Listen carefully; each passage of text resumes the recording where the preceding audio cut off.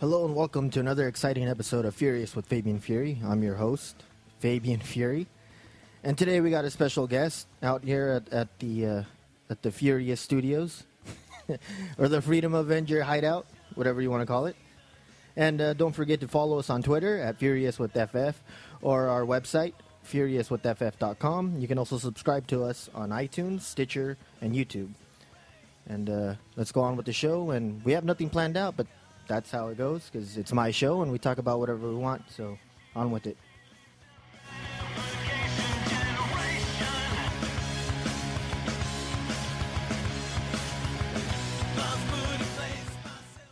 You guys are? My name is Israel Ramirez. I'm Chris Conde. And I'm Brian Gomez. You guys are? Regime Noir. So we got a local band out here from Los Angeles, correct? Yep. How long have you guys been together? Well, I've known Chris for Almost 10 years. 10 years. Yeah. And Brian is the latest addition, but a very important addition. It took us 10 years to find a drummer, pretty much. It's finally clicked. Yeah. So you guys just been doing it, you two, without a drummer? No, we've had Or you just had stand-ins? Kinda had Stand-ins. Stand-ins, sort of a revolving door. hired drummers. Just no one that really wanted to be really like integrated into the band. And Where'd Brian come along? well, I was on Craigslist one day. Yeah. Looking at lost connections. A misconnection, there you go. A stoplight on the off-ramp, and I saw a guy with the sign. Those blonde streaks just really do it for me. No, we put an ad out. I mean, we've been putting ads out for, years now, and we're getting responses and never really just clicked with anyone. And, Brian responded to us, and he decided to call me, and which, it's rare nowadays, to have just someone want to talk on the phone. So he called me, and we talked for I felt like a good while. And I I'm wanted like, to hang up after the first minute, but Israel kept... yeah, I kind of cried afterwards. He started opening up to me like I was Oprah. Brian. No, but I could tell just from that simple conversation that he was a good dude and a good candidate. So, and thankfully the music clicked as well, and here we are now. So. And, well, I've known Brian for a couple years. Excellent drummer. Do you care to talk about yourself and what bands you started off in? Because I know it's been quite a few. Yeah, I used to play in bands back in the...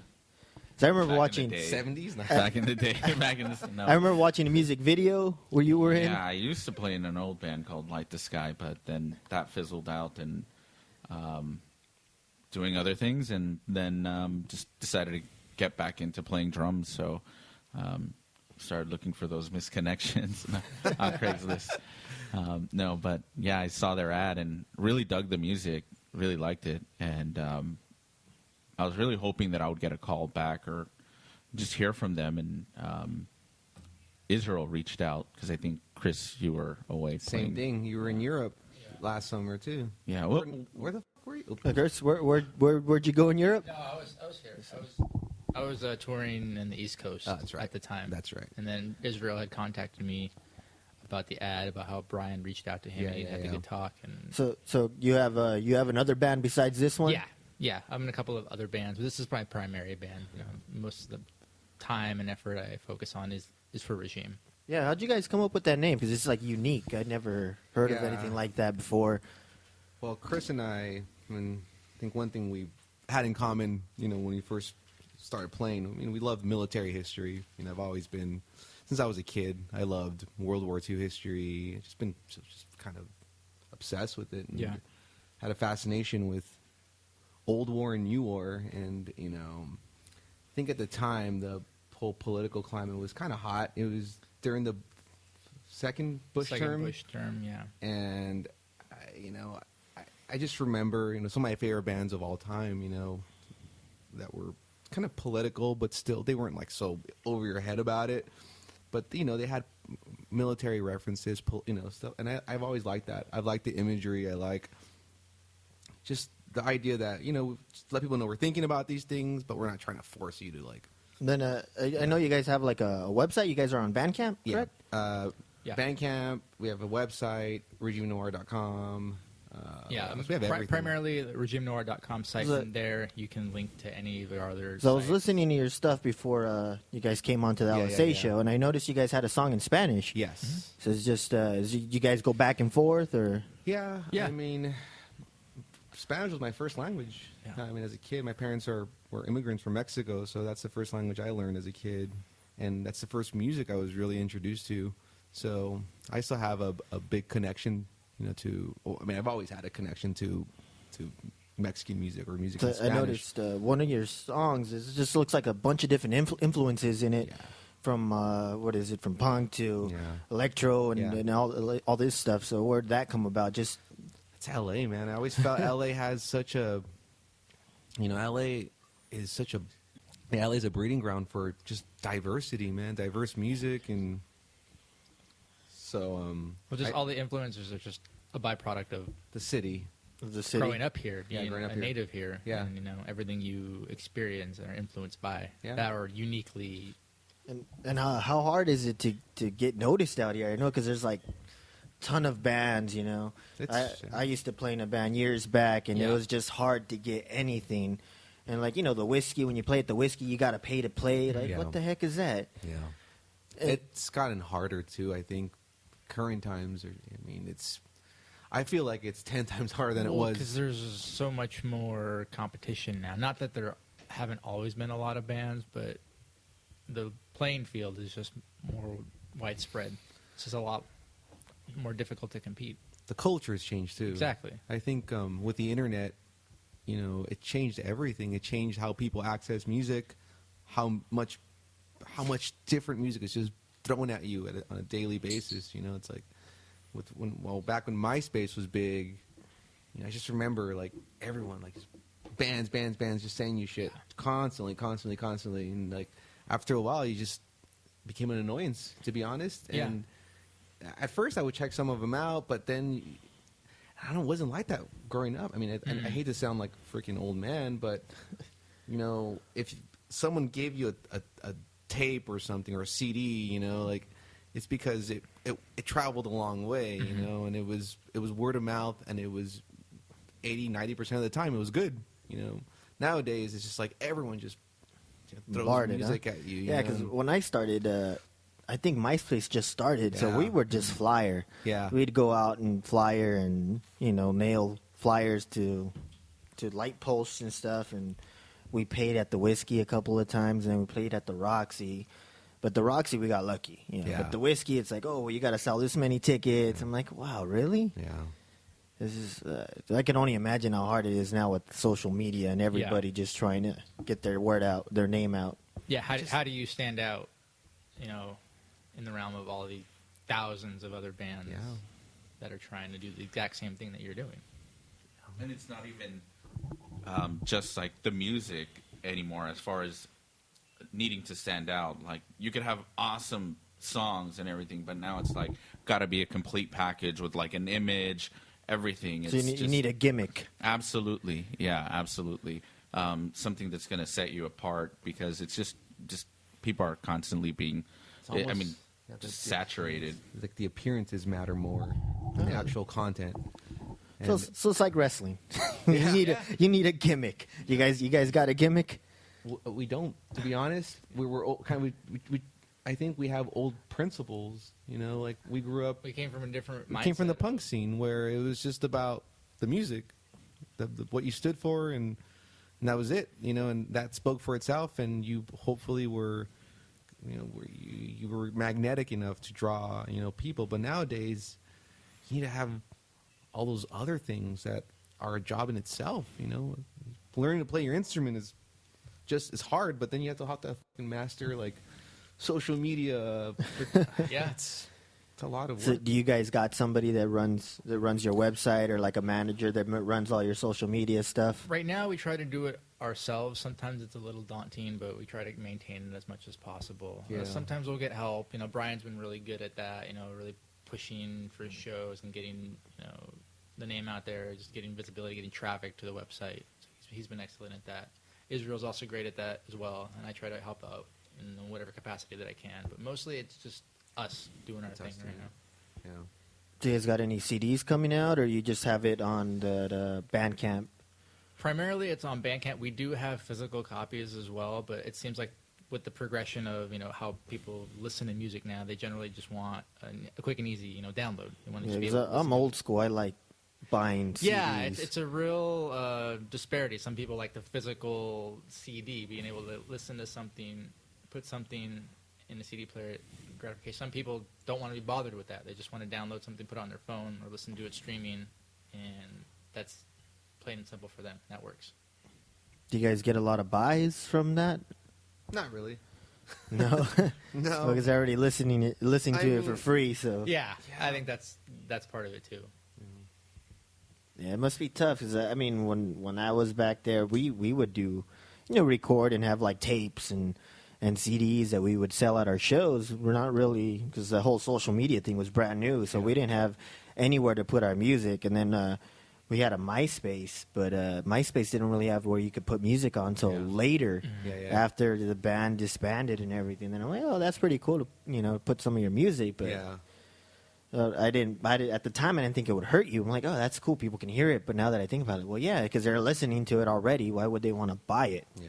I think I found a clip of Fabian's old. Oh hell yeah. Old. Let me see. Yeah, his material that he put out. I think that was it, Brian. Production on that's Awesome. awesome. Man. Who mixed that? It was ahead of its time. Pretty progressive. Yeah, it's still 2015. Still not ready for that. Just lay it down, a dope beat to that, and you're good to go. How did you and Brian meet?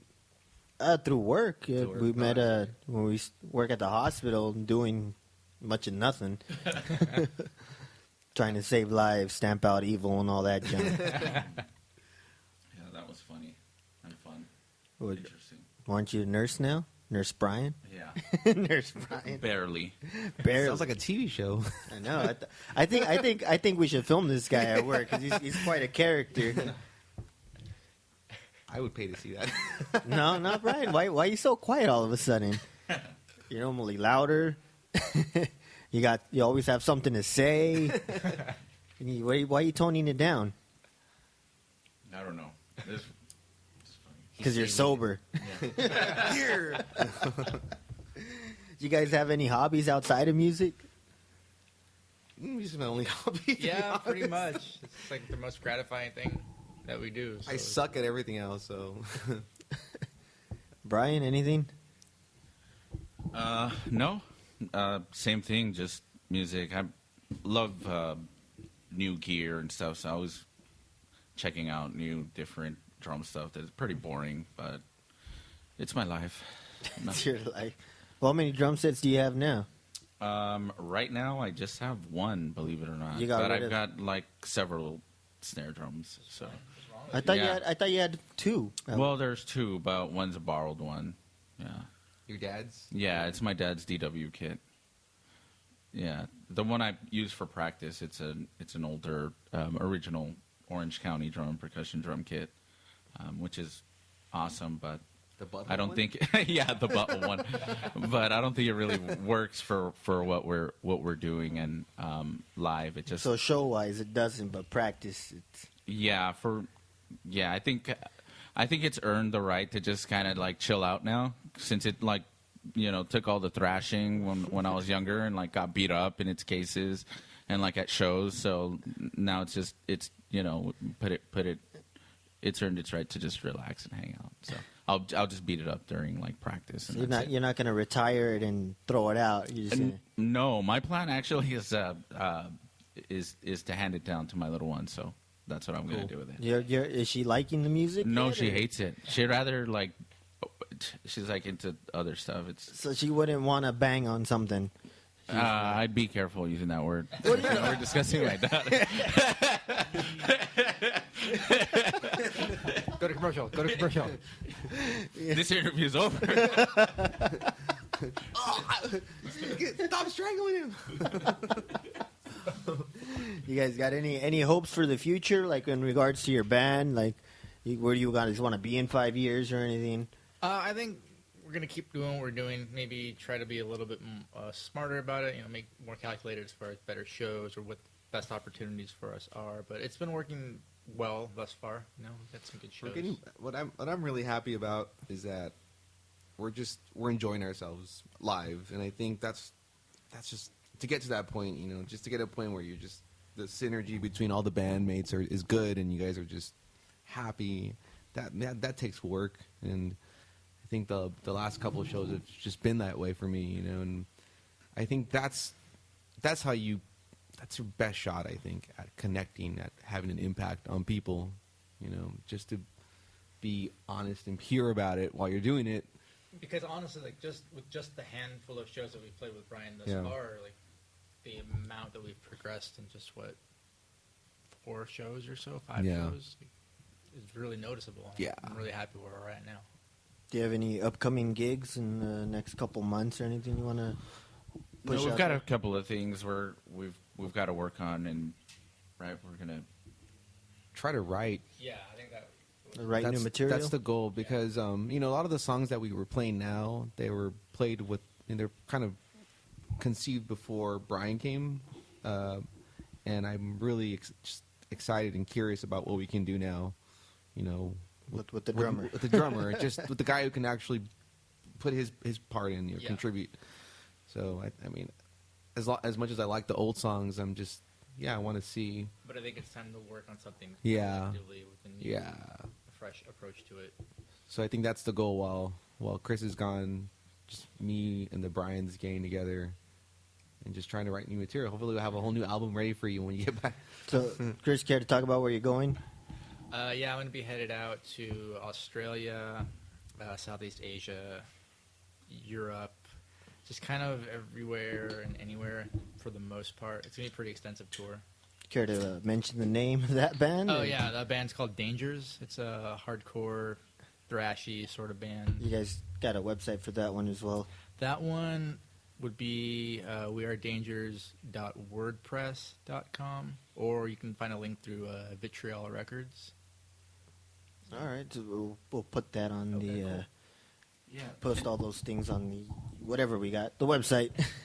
And just kind of going back to your question, I think also too. I think personally when I was younger, of course you have these big dreams of making it big and whatever. But I think right now, as far as where I'm at, I'm just really happy to have found a group of guys that I can just play music and do something that I love and I'm passionate about, and just the fact that we connect and we get along is great. Because I mean, there are so many flaky diva musicians out there that are just it's insane, and it's they're not even anywhere. They're just trying to get famous without absolutely any talent.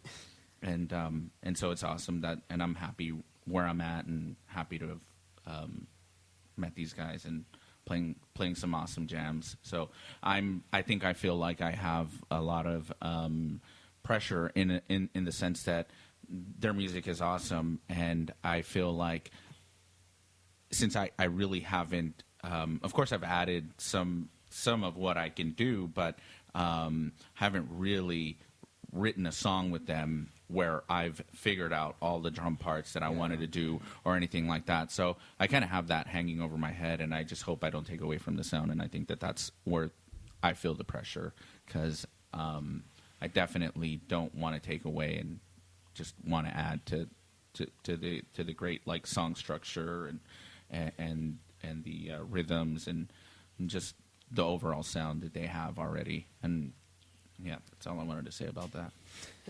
Well, I mean, it sounded pretty great when I saw you guys perform at that wrestling shows. Everything sounded good. You guys meshed together, even though you were just jumping in. I liked what I heard. Yeah, it was pretty seamless actually with Brian. He came in prepared, ready to work, which is unlike any drummer we've had before. He actually put the work into it and was serious about it, and it shows. What were your previous drummers? Just phone it in? Yeah, or they just wouldn't take the time to really listen to the nuances and really subtleties of the song or what we had in mind. And Brian Or actually just not did caring. I think that's just the other thing. Just bust something out? People just, like Brian was saying, it's so hard to, I don't have a lot of musician friends, you know, and this third musician friend have had in a long time, you know, and I just think, yeah, it's a hard culture, and people are very like egotistical. They're, you know, It's they're hard flaky. They're because the majority of musicians, you know, I hate to say it, but they're lazy and they don't want to work. They don't want to put the work into it. You said they ride so much on, well, the image will take care of the actual proficiency instead, and that's like not the case for us anyway. It's like I'd rather be proficient and work on the image later. And then Brian kind of echoes that as well. He wants to come in and be professional and show that he's put time and effort into being as good as he is, and it shows. Yeah, and still fun at the same time, because at the same time you want to have fun. You know, you want to be able to feel so sure about what you're doing, what you're playing, that you go up there and it's just fun, you know. Because you're not worried. You're not worried about, you know, the people around you or whatever. You don't have to worry about what everybody else is doing. You can have the luxury of focusing on your own performance. Yeah, no, but I'm excited. I'm excited to see what we can write together. That's, Yeah. yeah. I'm excited to see what's going to happen to Brian's hair next. It might turn a different color while he's playing. I knew that topic was going to come up. I just didn't expect it to come up so soon because I know that. So when did you do this hair change? Oh, shit. And why? Yes, explain why. Well, since I started getting, you know, jamming out with these guys, started doing performances and things like that. I don't know. I just kind of felt like, I dropped acid one night. Is this a midlife crisis thing you're going through? No, it's funny. Somebody at work, it was like, "Are you peacocking?" And I was like, "What the hell does that even mean?" But I got the concept, but it was just like, no. It's like, I just, it's so rare I get to do things for myself, and I think it was just one of those things where I had the money and I was like, Of it? yeah, exactly. You're like, hooker or... You're going to post a link to his Tinder profile, right? Yeah. Oh, yeah, we might as well. Brian is single. Single drummer, nurse, well-paid nurse. He drives fancy cars. Oh. Man, girls are looking for... That's like half of the equation, man. He's the whole package. Yeah, right. Job, I wish it was that. secure job. Yeah. No, it's funny. Job security. I think the funniest thing somebody ever said to me or like made a comment, they're like, you're like the first drummer I've ever met that not only has their own drum set, but like has a job and stuff. I was like, what the heck? And it's You're the first human drummer ever. Man, you really set the bar, Brian. I guess so. No, and then I would hear, because their ad wasn't, of course, the only one that I responded to. I responded to, You told us we were the only I had gone to several auditions. I remember you went to this Asian band. What were they? Japanese or I think Oh yeah. That was crazy. That was a bunch of drummers? yeah. There was like two besides myself. There were like two other drummers, but I wasn't good enough for them. So whatever. But anyways, How were you not? How were you I'm not used good to enough playing for with them? I'm not used to playing with other percussionists and like having to. My timing's not always all that great, but if I have two other drummers that are very, I mean, I don't know, they're just like very. Were you like joining like a marching band? Or? No, it was. I don't even know if I should say the name. That's funny, just so you could check it out. And, Just say it. Who cares? I think. Shoot, what are they called? You don't even remember. the true drummer, the two drummer band. No, they had these like Japanese drums, and Yeah, you told us. yeah, there were something. Oh, it's funny now that I'm thinking. I think they had the same initials, the whole RN thing. Yeah, because you guys were Regime Noir, and then they had something. Oh, there you go. Random Ninjas. That's Random what they were. Ninjas. Yeah, the Random Ninjas. Awesome. It's funny. Anyways, yeah. what the hell were we even talking about? Well, I was just saying your Oh yeah, my hair. your Oh, hair yeah. and the bands you jumped in because you responded. Yeah, You audition. responded to a bunch of things on Craigslist or wherever it was on Yeah. Tinder. You liked a bunch of other bands. They liked you back. Yeah. You're like, I don't want to date you, but do you want to join my band? So I would go on the auditions, and they would tell me about stories of drummers, like calling them, or they'd contact them, and they'd be like, the drummers would be like, oh well, do you have a drum set for me to play? I'm like, really? Like, how the hell do you even want to try out for a band when sad reality, man. That's like you don't even that's the have norm. Yeah. a drum set to play on? Like, how I don't even know how that works. Do you have a drum set, and can you pick me up and take me to the audition? Can you hold my hands and do this?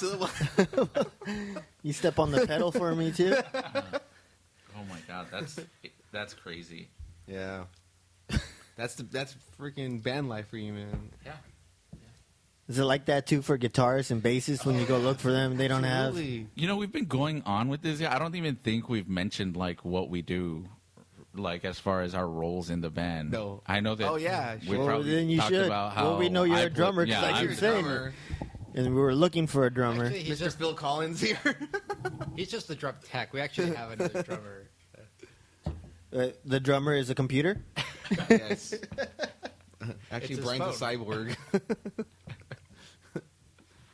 No, I play bass and keyboards and percussion. And who are you again? Chris. Yeah, Who am I? Where am I? Israel, what do you? I play guitar and I do lead vocals, There you go. and okay. occasionally. Dude, the years are that's. Let's get older, man. So what you were saying, Chris, you do the bass and what else? Bass and keyboards and percussion. He's like the mad scientist of the band because he's He's the tech guy. It's awesome. It's cool because I didn't know how to program any sounds or anything like that, and he just luckily I had a drum pad, and he just hooked everything up, and he's amazing. Even just to watch him. So well so then he can hook up this podcast better than what we're doing. I didn't want to say anything, but now that she's gone, She is going to listen back to this. Yes. So, oops, I deleted this whole thing. How did it happen? I guess we need maybe a new producer, producer Chris. Well, she's gonna hear that and just oops, delete everything. I don't know what happened. No, it's just I like it because it makes everything else run smoother for them. Like if Israel's pedal board set up, Brian's synth pad set up, everything works together. It's just crazy because it's stuff that you take for granted as a musician. I mean, I took it for granted before I met Chris. I didn't think about the technology, all that shit to make life easier, to really just, okay, all that stuff matters. It all affects your sound. It affects the presentation of everything. And once you start paying attention to details like that, then you can start separating yourself. And I think Chris really brought that, attitude. That's good because I never had a ear for that. I'll just plug into the amp and there we go. I had no idea what I was doing. Somebody else was trying to fix the sounds and they're moving their stuff around and checking, and I'm like, dude, I can hear it just fine. He's like, yeah, but can everybody else hear it? I'm like, I don't know. I can hear it fine. I was the same way. I didn't have a concept of real production, and I just like to play and I plugged in, but you taught me a lot about all right. Yeah, because I noticed, I kind of figured when we would play like backyard gigs, back in the day, we had no what we were doing, and people were like, well, I can't hear your vocalist, Yeah. your drums loud, your speakers are loud, and I just hear mumbling. I'm like, I don't know, it sounds good to me from where I'm standing. But it was like a crash course when we started playing at Whiskey and Roxy, because they were checking your sounds. Yeah. I'm like, whoa, because they had people come and play your guitar and play and checking. I'm like, whoa, this is crazy. I had no idea what this whole thing that was behind it. That's what the pros do. I mean, that's they're checking the mics to make sure you can hear, and then they'll be testing stuff. I pay the with the mixing board back there. It's just something amazing, but it just looked too complicated. So I was like, let somebody else do it. Well, that was my thinking. So, what about your? You care to talk about some of your songs, like that song? What is it? Su Testimonio. Oh, yeah. You care to talk about it? Yeah. I mean, to me, that's like probably one of the most personal things I've ever written. Because I said earlier, my parents, immigrants from Mexico, and you don't start to realize how much history, and where you come from, how big of a role it plays. I start getting older and start really, having a strong sense of who you are.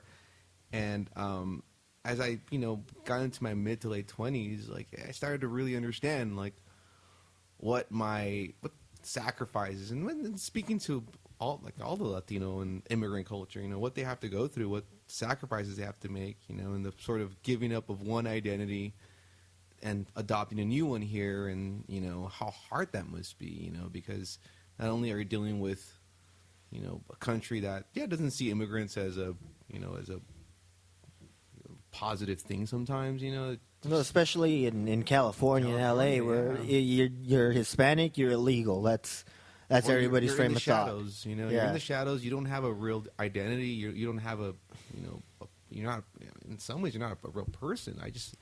And me, that I grew up, I went to school, I learned English, I went to college, and I interact with, with American culture, and I just see how they regard, like, the workers, the janitors, the freaking carpenters, the construction workers. They're just kind of behind the scenes, and there's just no acknowledgement of them, as people. And I always thought, wow, but, they have a story. They have a story, and they probably went through something super difficult to get here, Yeah, I mean, we probably all come from some crazy story like that. I mean, my grandfather gave me this crazy story when I was a kid, because he was an American citizen. Yeah. During I guess it was World War II, I believe, a little after that. Yeah. When they were just grabbing Mexicans from the street and deporting them, even though he was legal, and that was in Texas. So. Yeah.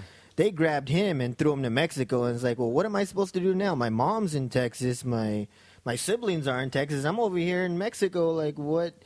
And I was like, wow. And how old were you, Dad? Grandpa? He was like a teenager. I'm like, man, I could only imagine if they did that to me. How would I survive? Would I just be living off the street? Absolutely, yeah. I'm pretty sure they're still doing that today. Oh yeah, dude, you're right.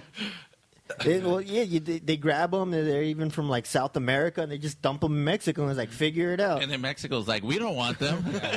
They left in the first place. Damn, right? You got a crazy story like that from your parents or anything? Actually, I do. It's actually from my dad. Him and his like best friend. They were growing up, and they were like teenagers. And the way they came to this country is that they knew this like crazy guy who got them across the border, and all he wanted was a pint of paint thinner, because he loved huffing paint thinner. Oh, wow! So that's how he came over. But he didn't last too long. I mean, he did the job. He got him over, but I think they caught up with him, and then my dad was eventually taken back to Mexico, and then the rest of it was legit. But that was like the craziest thing. I was like, wow, for like some paint thinner, really? Well, even then, like, just leaving your whole life behind to start a new one is like, with what? How do you figure that out? That's just something we'll never be asked like that kind of a responsibility, and our generation, will never be asked that, and that's something that's I mean, other countries, I'm sure they do. I mean, Middle East, all the countries that are going through war right now, huge, mass migration of people. So I think us as Americans, that get to be born here, get to have citizenship, we don't realize the struggle. Don't realize, man, that the world has to, just to have opportunity, just to have a roof over the head, just to have food on the table, just to have clothes on their back. That's crazy to think about that. I mean, I think that's just something that I think about, and I think that's still something that I try to, as fun and as good life can be here. It's just you have to be reminded of that sometimes. What about you, Chris? Your family migrated, crazy migration stories? Not that I know of. I've spoken to my grandma, my grandpa in the past, and they were lucky. They came here, they crossed over. So you're second generation. Yeah. Your parents were.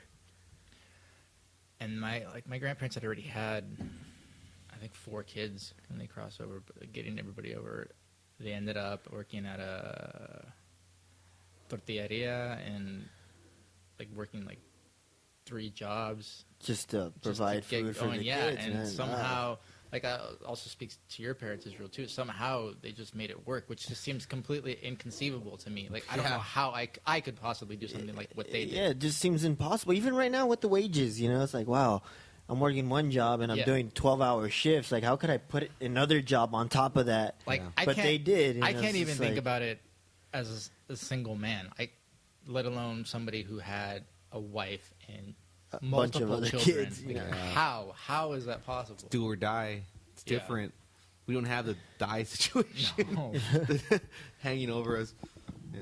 I think it's also easy for Chris because he's the whitest Mexican I think I've ever known. I could just imagine what his grandparents looked like. I'm pretty sure they just waved him on through. Oh yeah. Oh, you guys look American. Wait, you get in the special line. Come here. What were you guys doing visiting Mexico in the first place? How'd you Excuse me, lose? sir. Get away from those beaters. Yeah, move away from the beaners. That's not your line. How'd you lose your IDs? What the? Get over here.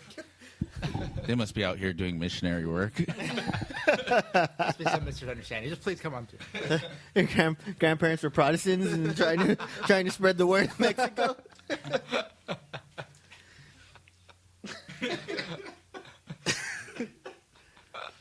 I think what's cool though is that Chris's grandparents still live in East LA, right in the heart of Yeah. East LA. What's the street? Wait, They live on. Oh, by the way. Gleason. The address is. go pay a visit. Go pay them a visit. They'll welcome you in with No, open arms. Yeah, my maternal grandparents still live in East LA, and my paternal still live in City Terrace. City Terrace. So yeah. they can only tell you the stories like how East LA looked then to compare now. Compare yeah. now. Yeah, I mean, even 10 years ago, you couldn't walk down the street like a first street. Yeah. No way. Now there's a Starbucks in East LA Yeah. and a coffee Like 3 bean. blocks away from Yeah. there. It's just like, Progress. With bulletproof windows. Armed guards. Starbucks in every corner now. Huh? Yeah. That's a trip, man. Like the transformation of East LA is like, we're 90s kids, so we Yeah. grew up during the peak of gang violence in LA. So we saw. I mean, it blows my mind. Even like downtown, Silver Lake, Echo Park. Oh, those are all hipster towns now. especially Eh? like Echo Silver Lake and Echo Park. Oh, yeah, when I man. visited now, it's a bunch of There's hipsters walking high-end down the street. restaurants, there's for wine bars. Oh, yeah, There's like they- celebrities live there.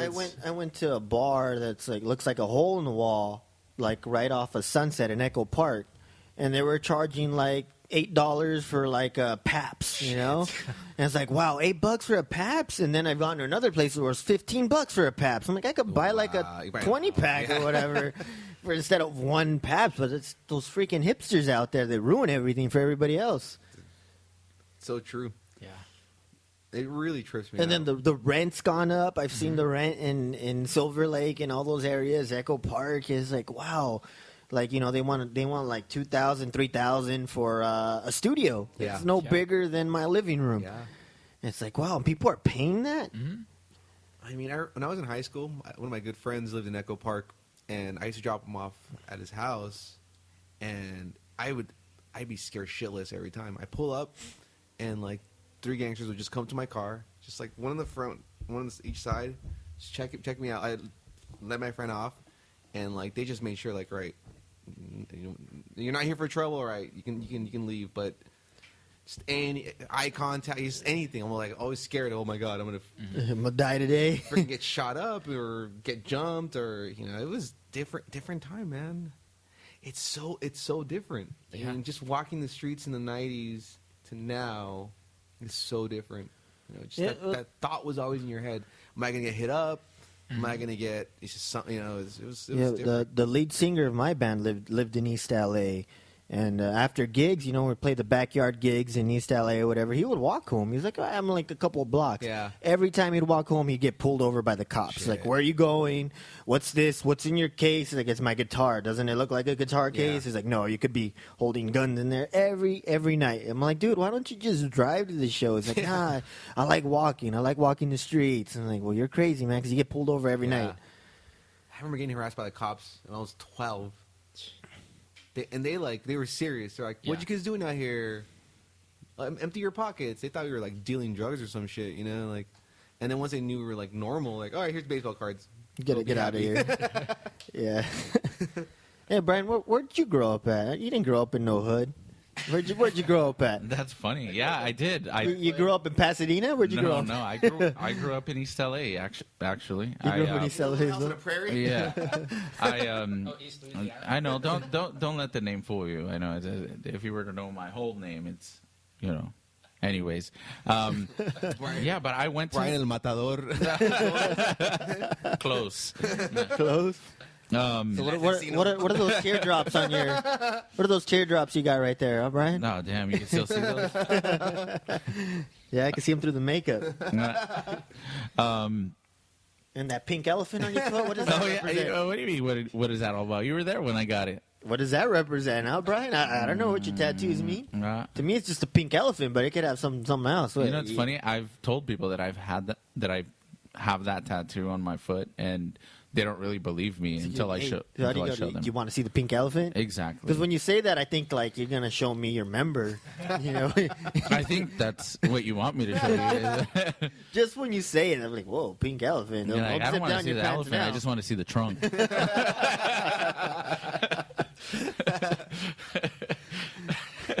No, but yeah, I mean, I grew up in East LA. I went to Evergreen, and then from there, my parents got us out of East LA and moved us over to Alhambra, and that's where I've been. I can still remember my first night in Alhambra, because I remember I used to have the background noise in East LA to put me to sleep, like the cars going by, the sirens, at all hours, chopper. whatever. Yeah, the ghetto bird, whatever. But in Alhambra, when we moved there, it was like dead silence. And even though I live like right next to the freeway wall, that sound wall that's there would like muffle out a lot of the traffic noise that you hear, and so I remember having trouble falling asleep because I didn't. It was just like it to me. It was like dead silence, and yeah, it was just so accustomed to having like noise. So there. what do you listen to George snoring now to go to bed? Yeah, that's a different thing. But yeah, listen to Coast to Coast, whatever. I'm an old man. That's it. I gotta listen. I gotta listen to something. So I put the George snoring on, go to bed, or else at dead silence I can't sleep. Yeah. Well, you should put on one of your other podcasts. I mean, I'm pretty sure you won't have any trouble. Any trouble? Nobody's listening. I'm my only follower.